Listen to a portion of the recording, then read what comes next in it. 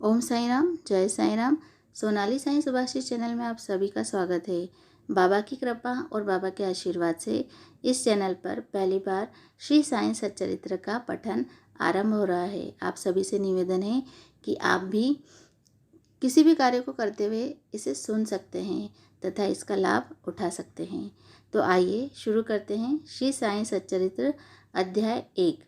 वंदना। गेहूँ पीसने वाला एक अद्भुत संत। गेहूँ पीसने की कथा तथा उसका तात्पर्य। पुरातन पद्धति के अनुसार श्री हेमाडपंत श्री साईं सच्चरित्र का आरंभ वंदना द्वारा करते हैं। प्रथम श्री गणेश को साष्टांग नमन करते हैं, जो कार्य को निर्विघ्न समाप्त कर उसको यशस्वी बनाते हैं, और कहते हैं कि श्री साईं ही गणपति है। फिर भगवती सरस्वती को, जिन्होंने काव्य रचने की प्रेरणा दी, और कहते हैं कि श्री साईं भगवती से भिन्न नहीं है, जो कि स्वयं ही अपना जीवन संगीत बयान कर रहे हैं। फिर ब्रह्मा, विष्णु और महेश को, जो क्रमशः उत्पत्ति, स्थिति और संहार करता है, और कहते हैं कि श्री साईं और वे अभिन्न हैं। वे स्वयं ही गुरु बनकर भवसागर से पार उतार देंगे। फिर अपने कुल देवता श्री नारायण आदिनाथ की वंदना करते हैं, जो कि कोंकण में प्रकट हुए। कोंकण वह भूमि है जिसे श्री परशुराम जी ने समुद्र से निकालकर स्थापित किया था।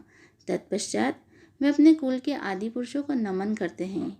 फिर श्री भारद्वाज मुनि को, जिनके गोत्र में उनका जन्म हुआ।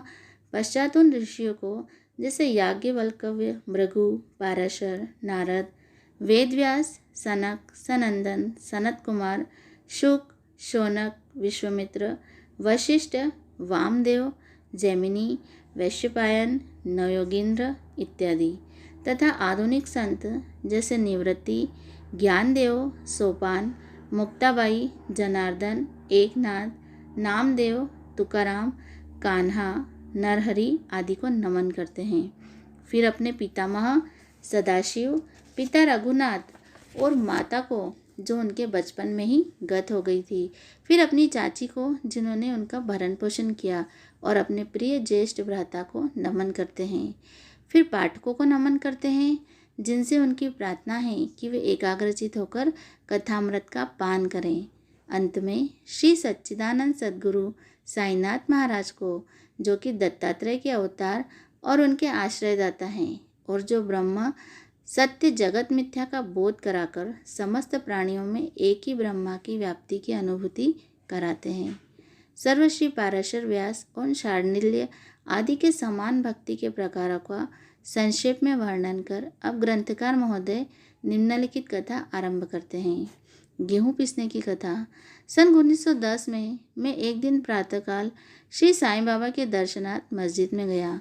वहाँ का विचित्र दृश्य देख मेरा आश्चर्य का ठिकाना न रहा कि साईं बाबा मुँह हाथ धोने के पश्चात चक्की पीसने की तैयारी करने लगे। उन्होंने फर्श पर एक टाट का टुकड़ा बिछाया, उस पर हाथ से पीसने वाली चक्की रखी।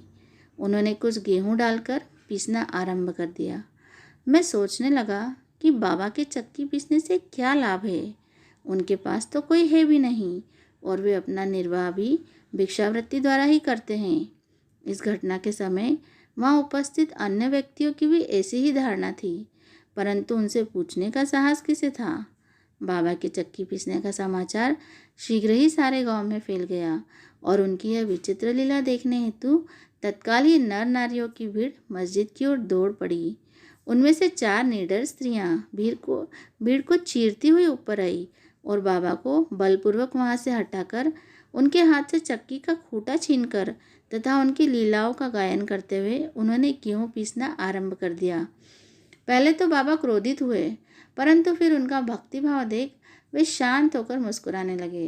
पीसते पीसते उन स्त्रियों के मन में ऐसा विचार आया कि बाबा के न तो घर द्वार है, और न ही कोई बाल बच्चे हैं, तथा न कोई देखरेख करने वाला ही है। वे स्वयं भिक्षावृत्ति द्वारा ही अपना निर्वाह करते हैं, अतः उन्हें भोजन आदि के लिए आटे की आवश्यकता ही क्या है। बाबा तो परम दयालु है, हो सकता है कि ये आटा वे हम सब लोगों में ही वितरण कर दें। इन्हीं विचारों में मग्न रहते गीत गाते गाते ही उन्होंने सारा आटा पीस डाला। तब उन्होंने चक्की को हटाकर आटे को 4 समान भागों में विभक्त कर लिया, और अपना अपना भाग लेकर वहाँ से जाने को उद्यत हुई। अभी तक शांत मुद्रा में निमग्न बाबा तत्क्षण ही क्रोधित हो उठे और उन्हें अपशब्द कहने लगे। स्त्रियों, क्या तुम पागल हो गई हो? तुम किसके बाप का माल हड़प कर ले जा रही हो? क्या कोई कर्जदार का माल है जो इतनी आसानी से उठा कर लिए जा रही हो? अच्छा, अब एक काम करो, इस आटे को ले जाकर गांव की मेड़ पर बिखेराओ।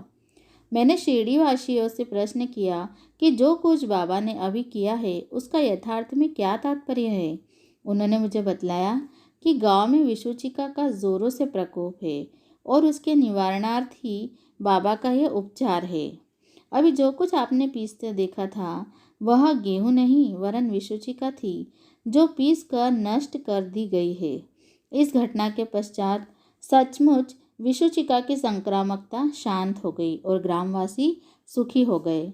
यह जानकर मेरी प्रसन्नता का पारावार न रहा। मेरा कौतूहल जागृत हो गया। मैं स्वयं से प्रश्न करने लगा कि आटे और विषुचिका रोग का भौतिक तथा पारस्परिक क्या संबंध है। इसका सूत्र कैसे ज्ञात हो? घटना बुद्धिगम्य से प्रतीत नहीं होती। अपने हृदय की संतुष्टि के हेतु इस मधुर लीला का मुझे 4 शब्दों में महत्व अवश्य प्रकट करना चाहिए। लीलापन चिंतन करते हुए मेरा हृदय प्रफुल्लित हो उठा और इस प्रकार बाबा का जीवन चरित्र लिखने के लिए मुझे प्रेरणा मिली। यह तो सब लोगों को विदित ही है कि यह कार्य बाबा की कृपा और शुभ आशीर्वाद से सफलतापूर्वक संपन्न हो गया। आटा पीसने का तात्पर्य। शिरडी वासियों ने इस आटा पीसने की घटना का जो अर्थ लगाया वह तो प्रायः ठीक ही है, परंतु उसके अतिरिक्त मेरे विचार से कोई अन्य अर्थ भी है। बाबा शिरडी में 60 वर्षों तक रहे और इस दीर्घ काल में उन्होंने आटा पीसने का कार्य प्रायः प्रतिदिन ही किया। पीसने का अभिप्राय गेहूं से नहीं वरन अपने भक्तों के पापों, दुर्भाग्यों, मानसिक तथा शारीरिक तापों से था। उनकी चाबी के 2 पाटों में ऊपर का पाट भक्ति तथा नीचे का कर्म था। चक्की की मुठिया जिसे पकड़कर वे पीसते थे वह था ज्ञान। बाबा का दृढ़ विश्वास था कि जब तक मनुष्य के हृदय से प्रवृत्तियाँ, आसक्ति, घृणा तथा अहंकार नष्ट नहीं हो जाते, जिनका नष्ट होना अत्यंत दुष्कर है, तब तक ज्ञान तथा आत्म अनुभूति संभव नहीं है। यह घटना कबीरदास जी की इसके तदनुरूप घटना की स्मृति दिलाती है। कबीरदास जी एक स्त्री को अनाज पीसते देखकर अपने गुरु निपट निरंजन से कहने लगे कि मैं इसलिए रुदन कर रहा हूँ कि जिस प्रकार अनाज चक्की में पीसा जाता है उसी प्रकार मैं भी भवसागर रूपी चक्की में पीसे जाने की यातना का अनुभव कर रहा हूँ। उनके गुरु ने उत्तर दिया कि घबराओ नहीं, चक्की के केंद्र में जो ज्ञान रूपी दंड है उसी को दृढ़ता से पकड़ लो। जिस प्रकार तुम मुझे करते देख रहे हो उससे दूर मत जाओ, बस केंद्र की ओर ही अग्रसर होते जाओ और तब यह निश्चित है कि तुम इस भवसागर रूपी चक्की से अवश्य ही बच जाओगे। श्री सद्गुरु साईनाथ अर्पणमस्तु। शुभम भवतु। अध्याय 1 समाप्त। अंत में बाबा के चरणों में यही प्रार्थना है कि हम सभी साईं भक्तों पर अपना कृपा और अपना आशीर्वाद का हाथ हमेशा बनाए रखें। साईं बाबा आपके एक हाथ नहीं, आपके तो हज़ारों हाथ है।